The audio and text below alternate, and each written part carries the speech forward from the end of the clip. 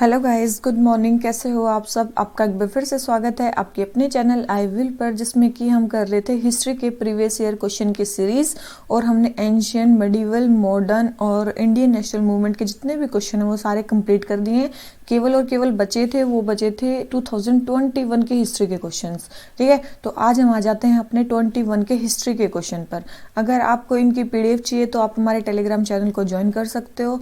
और अगर आपको वीडियो अच्छी लगे तो लाइक कर देना और चैनल को सब्सक्राइब करना प्लीज़ मत भूलना। ठीक है, तो चलिए शुरू करते हैं आज का first question. To Chausath Yogini temple situated near Morena, consider the following statement. देखो, फर्स्ट है it is circular temple build during the reign of Kachchhapa Ghata dynasty. ठीक है, तो ये हो सकता है कि आपको ना पता हो, चलो इसको छोड़ दो। It is the only circular temple built in India, ये तो आप कर ही सकते हो कि ओनली वाली स्टेटमेंट मतलब 95% रॉन्ग ही होती है, मतलब यूपीएससी के पेपर में। ठीक है, तो it is the only circular temple, तो ये स्टेटमेंट हमारी रॉन्ग हो जाती है। थर्ड है it meant to promote the Vaishnava cult in region. अब देखो, ये चौसठ योगिनी टेम्पल है। ठीक है, ये एक शक्ति कल्ट है, ना कि वैष्णव कल्ट है। ठीक है, शक्ति कल्ट है ये, तो ये थर्ड स्टेटमेंट भी हमारी रॉन्ग हो जाती है। Fourth, it's design has given rise to a popular belief that it was the inspiration behind the Indian Parliament building, ये हो भी सकता है। ठीक है, तो देखते हैं अभी सेकंड एंड थर्ड रॉन्ग करके कि कोई आंसर आ रहा है हमारा कि नहीं आ रहा है। तो देखो, सेकंड अगर हमारा रॉन्ग है तो हमारा डायरेक्ट आंसर ही आ जा रहा है। क्या आंसर आ रहा है? 1 और 4। ठीक है, 1 और 4, इसका मतलब 1 और 4। ठीक है, उसका जो हमारी पार्लियामेंट का डिज़ाइन है वो यहीं से लिया गया है और जो कच्छवा डायनेस्टी ने उसको बनाया था। ठीक है, तो ये जो क्वेश्चन होगा ये किससे होगा? एलिमिनेशन से होगा, आपके ज्ञान से नहीं होने वाला ये वाला क्वेश्चन। ठीक है, तो अब आ जाते हैं क्वेश्चन नंबर 32 पे। Which one of the following ancient town is well known for its elaborate system of water harvesting and management by building a series of dams and channeling water into connected reservoirs? तो ये कहाँ की थी? मैंने आपको बताया था ancient history में कि आपको कौन सी चीज़ करनी जरूरी है, इंडस वैली सिविलाइजेशन। ठीक है, और वहाँ पे ये जो धोलावीरा थी ये क्या थी? वाटर हार्वेस्टिंग के लिए सबसे फेमस थी, मतलब। ठीक है, तो इसका आंसर हो गया हमारा ए।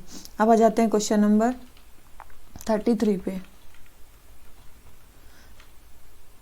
इन the first quarter of 17th century के फर्स्ट क्वार्टर में, फर्स्ट क्वार्टर कौन सा होता है 17th सेंचुरी का? 1600 से 1625 तक।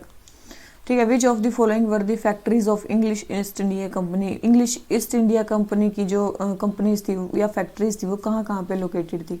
तो देखो, यहाँ केवल ब्रोच पे लोकेटेड थी, ये सिकाकोले और ट्रिचोपोली यहाँ पे वो लोकेटेड नहीं थी। ठीक है, तो ये तो फैक्चुअल क्वेश्चन है, आपको आता है तो आता है, नहीं आता है तो नहीं आता है, तो इसका जो आंसर हो जाता है वो हो जाता है हमारा ए। आ जाते हैं क्वेश्चन नंबर 34 पे।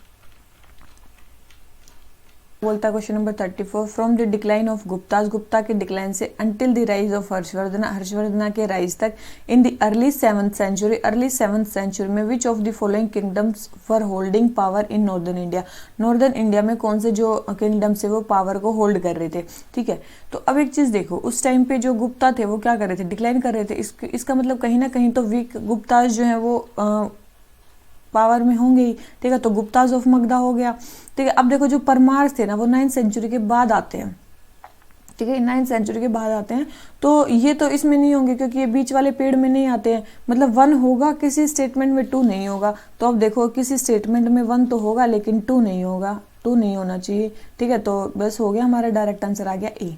ठीक है, केवल और केवल जो ये क्वेश्चन होने वाले हैं ये केवल और केवल आपके एलिमिनेशन मेथड से होने वाले हैं। और एलिमिनेशन मेथड आपका तब आएगा जब आपको थोड़ी बहुत आपने बेसिक बुक्स पढ़ रखी होंगी। ठीक है, आपको थोड़ा थोड़ा डायनेस्टीज का याद होगा कि ये डायनेस्टीज कहाँ कहाँ पे प्रेजेंट है। ठीक है, तो जो हमारा इसका क्वेश्चन आंसर हो जाता है वो जाता है ए। आ जाते हैं क्वेश्चन नंबर 35 पे।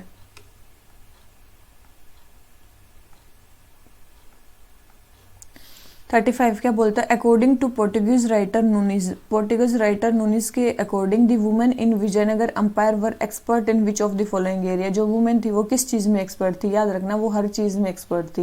Wrestling, astrology, accounting, soothsaying. ठीक है, तो हर एक चीज़ में एक्सपर्ट थी। और मैंने बताया था कि विजयनगर अंपायर कितना ज़्यादा इंपॉर्टेंट है। ठीक है, ट्रेवलर्स कितने ज़्यादा इंपॉर्टेंट है, तो ये चीज़ याद रखना। ठीक है, अभी भी बता रही हूँ। अब आ जाते हैं क्वेश्चन नंबर 36 पे। With reference to Madanapalle of Andhra Pradesh, Andhra Pradesh के मदनापाले के बारे में हमें स्टेटमेंट बतानी है। टोटली फैक्चुअल, एनसीईआरटी में दिया गया है वैसे हमारे नेशनल एंथम के नीचे, तो आप इसको शायद ही कर सकते हो। इसका जो आंसर है वो है कि रविंद्रनाथ टैगोर ने ट्रांसलेट किया था हमारा national anthem from Bengali to English year. ठीक है, इसका आंसर यही है, तो आंसर आ जाता है सी। आ जाते हैं क्वेश्चन नंबर 37 पर। हमें बताना है कि historical place well known for, किसके लिए जाना जाता है। ठीक है, तो इसमें आपको पता होना चाहिए कि जो देखो ये बुर्जा होम है, ये मतलब जम्मू कश्मीर में है, और ये कौन सी साइट है, ये एक नियोलिथिक साइट है। ठीक है, एक नियोलिथिक साइट है, यहाँ पे रॉक कट श्राइन्स नहीं होती थी। ठीक है, याद रखना यहाँ पे रॉक कट श्राइन्स नहीं होती थी। तो जो फर्स्ट स्टेटमेंट हो जाती है ये हो जाती है हमारी रॉन्ग। सेकंड है चंद्रा केतुगढ़, चंद्रा ये टेराकोटा के लिए जाना जाता है। ठीक है, और थर्ड गणेश्वर, ये भी कॉपर आर्टिफैक्ट्स के लिए जाना जाता है। तो ये दोनों स्टेटमेंट सही है, फर्स्ट रॉन्ग है, तो फर्स्ट रॉन्ग है, दो स्टेटमेंट सही है, तो आंसर आ गया डी। ये एक टोटली फैक्चुअल है, छोड़ने लायक क्वेश्चन है ये वाला। ठीक है, आ जाते हैं question number 38। It was during the reign of Iltutmish that Genghis Khan reached the Indus in pursuit of fugitive Khwarizm province। ये उसी के ये जो था इल्तुतमिश के टाइम पे चंगेज़ खान पहुंचा था यहाँ पे इसकी फ्यूगिटिव ख्वारिज़म प्रिंस की उसमें। तो ये स्टेटमेंट बिल्कुल सही है, उसी के रेन के टाइम में ही आया था ये। ठीक है, सेकेंड है it was during the reign of Mohammad bin Tughlaq that Timur occupied Multan and cross the Indus. तो याद रखना ये जो था तैमूर जब आया तो ये मोहम्मद बिन तुगलक नहीं था, यहाँ पे कौन था, यहाँ पे था नसीरुद्दीन मोहम्मद शाह। ठीक है, नसीरुद्दीन मोहम्मद शाह। ठीक है, ये था उस टाइम पे, तो मोहम्मद बिन तुगलक नहीं थे, तो ये सेकंड स्टेटमेंट रॉन्ग हो जाती है। ठीक है, फर्स्ट स्टेटमेंट करेक्ट है, तो डायरेक्ट अगर हमें दो स्टेटमेंट भी पता तब भी हो जाएगा। थर्ड है it was during the reign of Devaraya two of Vijayanagar empire that Vasco da Gama reach the coast of Kerala. इसने बोला जो वास्को डी गामा है जब देवराय टू राज कर रहे थे विजयनगर एम्पायर में तब था। देखो देवराय का जो रूल था वो था 1422 से 26 के बीच में। ठीक है, और जो वास्को डी गामा आया था वो आया था 1498 में। तो इनका रेन सेम कैसे हो सकता है, तो थर्ड स्टेटमेंट भी रॉन्ग हो गई। ठीक है, तो थर्ड भी रॉन्ग होगी, तो आंसर क्या आ गया हमारा ए। ठीक है, अब आ जाते हैं क्वेश्चन नंबर 39 पे।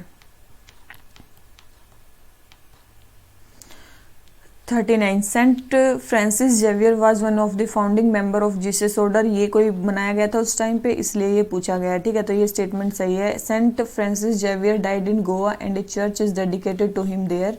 The feast of Saint Francis Xavier is celebrated in Goa each year. ये भी स्टेटमेंट सही है, तीनों ही स्टेटमेंट सही है, तो जो इसका आंसर आ जाता है वो आ जाता है डी। आ जाते हैं क्वेश्चन नंबर 40 पे। With reference to history of ancient India which of the following are correct. कौन सी स्टेटमेंट जो है वो हमारी करेक्ट है। ठीक है, फर्स्ट है Mitakshara was civil law for upper classes and Dayabhaga was civil law for lower classes. याद रखना मिताक्षरा और दया भागा दोनों ही सिविल लॉ हैं, और दोनों ही अपर कास्ट और लोअर कास्ट दोनों के लिए हैं। ठीक है, ये नहीं है कि ये अपर कास्ट के लिए लोअर कास्ट के लिए, तो फर्स्ट स्टेटमेंट रॉन्ग होगी। सेकंड है in Mitakshara system the sons can claim right to property during the life time of father, where as in Dayabhaga system it is only after the death of the father that the son can claim right to property. ये statement बिल्कुल सही है। Mitakshara system में क्या है, जब सन जो है फादर की लाइफ टाइम में ही प्रॉपर्टी को क्लेम कर सकते हैं, और दया भागा सिस्टम के अकॉर्डिंग क्या है, फादर की डेथ के बाद जो सन्स हैं वो प्रॉपर्टी को क्लेम कर सकते हैं। थर्ड है the Mitakshara system deal with matters related to property held by male members only of a family, where as the Dayabhaga system deals with the matter related to property held by both male and female members of a family. तो याद रखना जो दोनों ही laws हैं, दोनों मिताक्षरा और दया भागा दोनों ही सिस्टम मेल और फीमेल दोनों को ही डील करते हैं। ठीक है, ये नहीं है कि ये केवल और केवल मेल है। और मैंने ये भी बताया था कि ओनली वाली स्टेटमेंट लगभग रॉन्ग ही होती हैं, तो ये स्टेटमेंट तो हमारी होगी रॉन्ग। तो देखो थर्ड स्टेटमेंट अगर हमारी रॉन्ग हो जाती है, अगर सेकंड तो हमारी होगी कि ठीक ही है। ठीक है, तो फर्स्ट स्टेटमेंट केवल आपको देखनी थी, और फर्स्ट स्टेटमेंट क्या है हमारी करेक्ट है, दोनों ही मेल के लिए भी हैं फीमेल के लिए भी हैं। ठीक है, तो ये फर्स्ट स्टेटमेंट हो जाती है करेक्ट। अब आ जाते हैं क्वेश्चन नंबर 41 पे। क्या बोलता है, with reference to history of ancient India Bhavabhuti Hastimalla शिम सेरावर famous. ये देखो ये क्वेश्चन कई बार से आ रहे हैं। ठीक है, ऐसे ऐसे क्वेश्चन 3 टर्म दे रहे हैं और पूछ रहे हैं ये क्या है। ठीक है, तो ये क्वेश्चन करना बहुत ज़्यादा मुश्किल हो जाता है। तो ये क्या है, प्ले राइट्स थे ये, ठीक है। तो ये एंशियंट इंडिया में क्या थे, प्ले राइट्स थे। तो आपको नाम याद रखने बहुत ज़्यादा जरूरी है। आजकल एंशियंट हिस्ट्री, मिडाइवल हिस्ट्री बहुत ज़्यादा इंपॉर्टेंट हो रही है। आ जाते हैं क्वेश्चन नंबर 42 पे। देखो जो इंडियन नेशनल मूवमेंट के क्वेश्चन मैंने करवाए थे उसमें आपने देखा होगा कि मैंने बताया था एक्ट्स के बारे में। एक्ट्स जो है ना, जो भी करवाए हैं वो सारे रट लो, ठीक है। तो इसमें पहले बोला गया है कि The Montagu-Chelmsford reforms of 1990 recommended granting voting rights to all women above age of 21। तो कोई ये स्टेटमेंट गलत है, उन्होंने नहीं रिकमेंड किया था। सेकेंड है, the government of India act of 1935 gave women reserve rights in legislature. देखो इसमें है ना, कहीं इसका आंसर बता रहा है डी कि दोनों ही स्टेटमेंट रॉन्ग है, कोई इसका आंसर बता रहा है बी, ठीक है, कि 1935 के एक्ट में वुमेन को कुछ रिजर्व सीट दी गई थी। तो मेरे अकॉर्डिंग ये इसका आंसर बी ही होना चाहिए, क्योंकि हाँ मतलब कहीं कहीं किसी एक्ट में लिखा हुआ है कि जो इसका आंसर है वो है बी, ठीक है।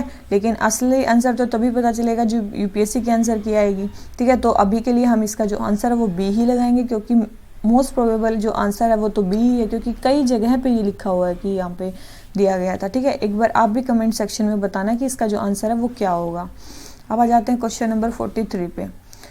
With reference to 8 August 1942 in Indian history which of the following statements are correct.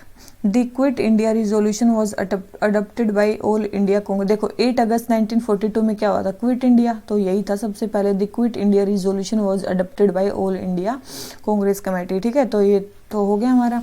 आ जाते हैं क्वेश्चन नंबर 44 पे। Who among the following is associated with songs from prison, a translation of ancient Indian religious lyrics in English। तो ये songs from prison किसने लिखे थे, तो ये मोहनदास करमचंद गांधी ने लिखे थे यरवड़ा जेल से, ठीक है। अब बहुत सारी कोचिंग इंस्टीट्यूट बोल रही हैं कि ये क्वेश्चन कैसे करना चाहिए था, क्योंकि गांधी से हर एक साल एक क्वेश्चन आता है, तो इसका जो आंसर है वो होना चाहिए था Mohandas Karamchand Gandhi. That is a very illogical thing I think, ठीक है। तो जैसा भी है इसका आंसर तो सी ही है, लेकिन देखो आपको कैसे करना था। वैसे करंट अफेयर्स में यरवड़ा जेल का आया तो था, टूरिज्म कुछ महाराष्ट्र गवर्नमेंट करने वाली है, लेकिन उससे आप इस आंसर का पता लगा लो, पता नहीं। तो चलिए क्वेश्चन नंबर 45 पे आ जाते हैं। With reference to medieval India which one of the following is correct sequence in ascending order in terms of size. देखो मैंने जब अकबर का मैंने एडमिनिस्ट्रेशन सिस्टम करवाया था, तो मैंने उसमें ये बड़े अच्छे से करवाया था। एक बार जाके ना, एक बार वो लेक्चर देखना जिसमें मैंने मुगल अंपायर के क्वेश्चन करवाए हुए हैं, और उसमें अकबर के बारे में देखना। तो वहाँ पे मैंने करवाया हुआ सबसे छोटा है परगना, फिर सरकार, फिर क्या है सूबा, ठीक है। तो जो इसका आंसर हो जाता है वो हो जाता है ए, सूबा सबसे बड़ा होता है, ठीक है, प्रोविंस में आता है। अब आ जाते हैं क्वेश्चन नंबर 46 पे। Who among the following was associated as secretary with Hindu female school which later came to be known as Bethune female school. देखो बेथुने का नाम आते ही तो आपके में आ जाना चाहिए ईश्वर चंद्र विद्यासागर, ठीक है, ईश्वर चंद्र विद्यासागर। अब आ जाते हैं क्वेश्चन नंबर 47 पे। In context of colonial India Shah Nawaz Khan, ठीक है, प्रेम कुमार सहगल एंड गुरबख्श सिंह ढिल्लन, ये क्या थे, ये क्या थे, officers of Indian national army, ठीक है। याद रखना इनको ट्रायल में लिया गया था, तो ये क्या थे, ऑफिसर्स थे इंडियन नेशनल आर्मी के। आ जाते हैं क्वेश्चन नंबर 48 पे। With reference to Indian history हमें बताना है, क्या बताना है कि the Nizamat of Arcot emerged out of Hyderabad state. जो निजामत ऑफ आर्कट था वो हैदराबाद स्टेट से निकला था, ये बिल्कुल सही स्टेटमेंट नहीं है। सेकंड है Mysore kingdom emerged out of Vijayanagar empire, ये बिल्कुल ये यहीं से निकला था। और थर्ड है Rohilkhand kingdom was formed out of territories occupied by Ahmad Shah Durrani, ये स्टेटमेंट रॉन्ग है, क्योंकि उस टाइम पे पहले ही था रोहिलखंड किंगडम जिसने अहमद शाह दुरानी को हेल्प भी की थी, तो ये उससे नहीं बना, ये पहले ही था, ठीक है। तो थर्ड स्टेटमेंट भी हमारी रॉन्ग हो जाती है। थर्ड स्टेटमेंट रॉन्ग है, फर्स्ट स्टेटमेंट रॉन्ग है, तो हमारा आंसर आ गया बी, ठीक है। आ जाते हैं, देखो ये जो क्वेश्चंस है ना, ये जब आप हिस्ट्री पढ़ोगे ना, और हिस्ट्री को कैसे पढ़ोगे, थोड़ा सा मन लगा के, ठीक है ना, ऐसे नहीं कि आप ऐसे ही पढ़े जा रहे हो, तो मन लगा के पढ़ोगे कि अच्छा उस टाइम पे कौन कौन था, ये था वो था, ठीक है, ऐसे पढ़ोगे तभी आपको ये हिस्ट्री के ये वाले क्वेश्चन हो पाएंगे, नहीं तो ये वाले क्वेश्चन आपसे नहीं हो पाएंगे। Question number 49। Which of the following statements is correct. कौन सी स्टेटमेंट करेक्ट है। फर्स्ट है Ajanta cave lies in gorge of Waghora river. देखो जो भी यूनेस्को वर्ल्ड हेरिटेज साइट है ना इंडिया में, उनकी पास की जितनी भी रिवर्स वगैरह हैं वो याद कर लेना, मतलब उनके बारे में हर चीज़ आपको पता होनी चाहिए। तो अजंता के बारे में कौन सी रिवर पे है, तो ये कहाँ पे है, वाघोरा रिवर पे, ठीक है। देखो इसमें जो भी पूछ रखा है, सांची स्तूपा, पांडुलेना केव, अमरावती स्तूपा। तो ये सारे जो है ना इम्पोर्टेंट जगह के नाम पूछ रखे हैं, लेकिन रिवर पूछ रखे हैं, ठीक है। तो ये आपको पता होनी चाहिए, ठीक है। तो अजंता जो है वो वाघोरा रिवर के गोर्ज पे है, तो ये स्टेटमेंट याद रखना। तो इसका जो आंसर हो जाता है वो हो जाता है ए। आ जाते हैं क्वेश्चन नंबर 50 पे। Consider the following statement. 21 Feb is declared the international mother language day by UNICEF. देखो ये यूनिसेफ ने नहीं, ये यूनेस्को ने की है, ठीक है। तो ये फर्स्ट स्टेटमेंट रॉन्ग होगी। सेकंड है the demand that Bangla has to be one of the national languages was raised in constituent assembly of Pakistan. जो डिमांड थी बांग्ला की, जो कि वो नेशनल लैंग्वेज रेज करनी चाहिए कॉन्स्टिट्यूशन असेंबली ऑफ पाकिस्तान में, तो ये स्टेटमेंट हमारी क्या है, करेक्ट है। तो जिसका सेकंड स्टेटमेंट होगी वो होगी करेक्ट, ठीक है। तो आंसर हो गया बी। तो देखो आज हमने, देखो इसमें एक और क्वेश्चन है मेरे को मिला नहीं कि वो कौन सा था, हल्दी, हल्दी था कि हल्बी था, हल्बी हो, ये जो क्या है, तो ये क्या थी, ये ट्राइबल लैंग्वेजेस थी, ठीक है। उसका आंसर जो था वो डी में था, ठीक है। ये ट्राइबल लैंग्वेजेस है। एक और क्वेश्चन है इसमें ये वाला, वो आप देख लेना कहाँ पे मिलेगा आपको, ठीक है।